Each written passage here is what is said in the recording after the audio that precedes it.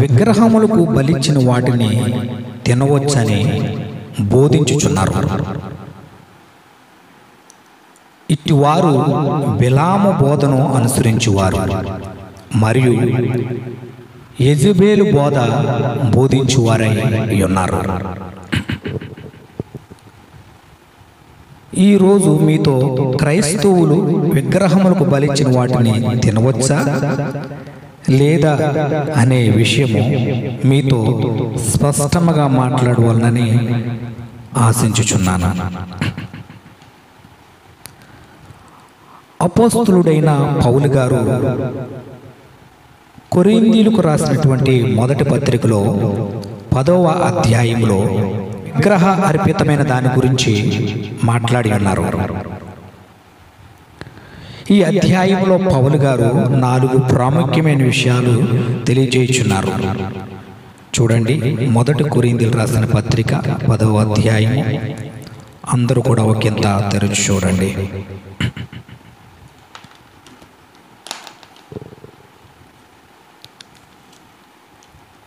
First Corinthians 10th chapter. ఈ అధ్యాయంలో పౌలు గారు 4 ప్రాముఖ్యమైన విషయాలు తెలియజేస్తున్నారు. మొదటి విషయం 10వ అధ్యాయం 18, 19 వచనాలు ఒకంత చదువుకుందాం. జాగ్రత్తగా చూడండి. శరీర ప్రకారమైన ఇజ్రాయేలును చూడుడి. బలి అర్పించిన వాటిని తినువారు బలిపీఠముతో పాలువారు కారా? ఇక నేను చెప్పునిదేమి? విగ్రహ అర్పితములు ఏమైనా ఉన్నదైనను విగ్రహములలో ఏమైనా ఉన్నదా అయినను చెప్పేదనా? లేదు. కానీ అన్యజనులు అర్పించు బలులు దేవునికి కాదు, దయ్యములకే అర్పించుచున్నారు. ఇక్కడ బలులు దేవునికి కాదు, దయ్యాలకే అర్పించుచున్నారు అనే విషయం స్పష్టంగా చెప్పుచున్నారు. మీరు దయ్యములతో పాలువారగుట నాకిష్టము లేదు. పౌలు గారి యొక్క అభిప్రాయ ప్రకారంగా చూస్తే బలి అర్పించిన వాటిని తినుట నాకిష్టము లేదు అని తెలియజేయుచున్నారు. ఈ వచనముల ప్రకారంగా మనకు అదే అర్థమవుచున్నది. ఈ యొక్క అధ్యాయంలో పౌలు గారు తెలియపరిచిన రెండో విషయాన్ని ఒకంత చూద్దాం. రెండో విషయం 10వ అధ్యాయం 25వ వచనము. మనస్సాక్షి నిమిత్తము ఏ విచారణయు చేయక కటికవాని అంగడిలో అమ్మునదేదో దానిని తినవచ్చును. అంగడిలో అమ్మునదేదో, అంగడిలో అంటే దుకాణంలో,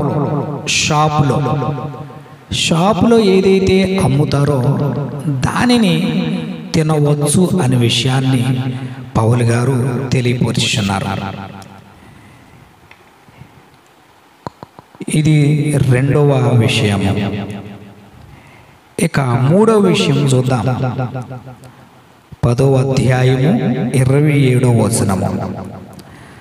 అవిశ్వాసులలో ఒకడు మిమ్మును విందునకు పిలిచినప్పుడు వెళ్ళుటకు మీకు మనసుండిన ఎడల మీకు వడ్డించినదేదో దానిని గూర్చి మనస్సాక్షి నిమిత్తము ఏ విచారణయు చేయక తినుడి. అయితే ఎవడైనను మీతో ఇది బలి అర్పించబడినదని చెప్పిన ఎడల అట్లు తెలిపిన వాని నిమిత్తమును మనస్సాక్షి నిమిత్తమును తినకూడి. మూడో విషయము పౌలు గారు ఏం సెలవిస్తున్నారంటే, ఎవరైనా విందునకు పిలిస్తే, అన్యజనులలో ఎవరైనా మిమ్మల్ని విందునకు పిలిస్తే వెళ్ళి తినండి అని చెప్పేసి పౌలు గారు మాట్లాడుతున్నారు. ఒకవేళ అక్కడున్న వారిలో ఎవరైనా వచ్చి ఈ విందులో పెట్టుచున్నటువంటి భోజనము విగ్రహములకు అర్పించినది అని చెప్పి ఎవరైనా మీతో చెబితే మీరు వాటిని తినవద్దు అని చెప్పేసి పౌలు గారు మాట్లాడుచున్నారు. మనం చాలా ఫంక్షన్స్కి వెళ్తూ ఉంటాం. చాలామంది అన్ని జనులు పిలిచి భోజనాలు పెట్టుచుంటారు, ఆహ్వానిస్తూ ఉంటారు. అలాంటి సందర్భంలో మనం వెళ్ళి తినవచ్చు. కానీ అక్కడున్న వారు ఎవరైనా సరే ఇది విగ్రహములకు అర్పించినది, బలి ఇచ్చినది అని చెప్పి ఎవరైనా మనతో అన్నట్లయితే మనము వెంటనే దాన్ని తినడం ఆపివేయవలను. ఇదే విషయాన్ని పౌలు గారు సెలవిచ్చుచున్నారు. ఇక 4వ విషయం చూద్దాం. 10వ అధ్యాయము 31వ వచనము. కాబట్టి మీరు భోజనము చేసినను పానము చేసినను మీరేమి చేసినను సమస్తమును దేవుని మహిమ కొరకు చేయుడి. మీరేం చేసినా సరే దేవుని మహిమ కొరకు చేయండి అని పౌలు గారు సెలవిచ్చున్నారు. విగ్రహమునకు పూజిస్తే దేవునికి మహిమ కలుగుతుందా? లేదు. అది దేవునికి మహిమ కలిగించే పని కాదు కాబట్టి మనము విగ్రహమును పూజించము. అలాగునే విగ్రహమునకు పెట్టినది తింటే అది దేవునికి మహిమ కలిగిస్తుందా? లేదు. గనుక అది దేవునికి మహిమను కలిగించే పని కాదు కాబట్టి మనము విగ్రహమునకు బలిచ్చిన వాటిని తినము.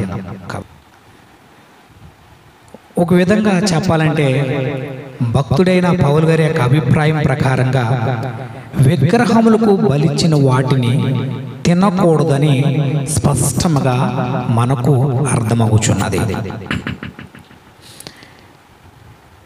విగ్రహములకు బలిచ్చిన వాటి విషయమై ప్రకటన గ్రంథం 2వ అధ్యాయంలో కూడా వ్రాయడం జరిగింది. ఒకంత ప్రకటన గ్రంథం 2వ అధ్యాయం కూడా ఒకంత ధ్యానిద్దాం. చూడండి, ప్రకటన గ్రంథం 2వ అధ్యాయం.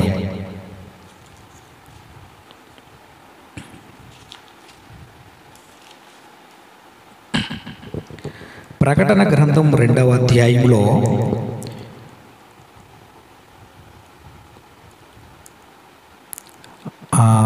14వ వచనము చదువుకుందాం.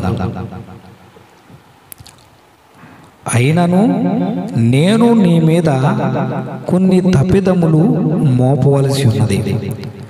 అవేవనగా విగ్రహములకు బలిచ్చిన వాటిని తినునట్లును జారత్వము చేయునట్లును ఇజ్రాయేలీయులకు ఉరియొడ్డుమని బాలాకునకు నేర్పిన బిల్హాము బోధను అనుసరించువారు నీలో ఉన్నారు.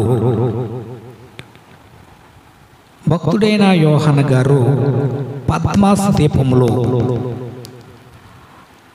ఆయన ఉన్న సందర్భంలో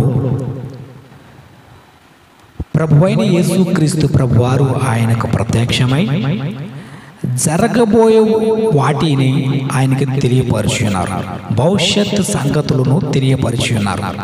అలాగునే 7 సంఘముల యొక్క పరిస్థితిని ఆయన తెలియపరుచున్నారు.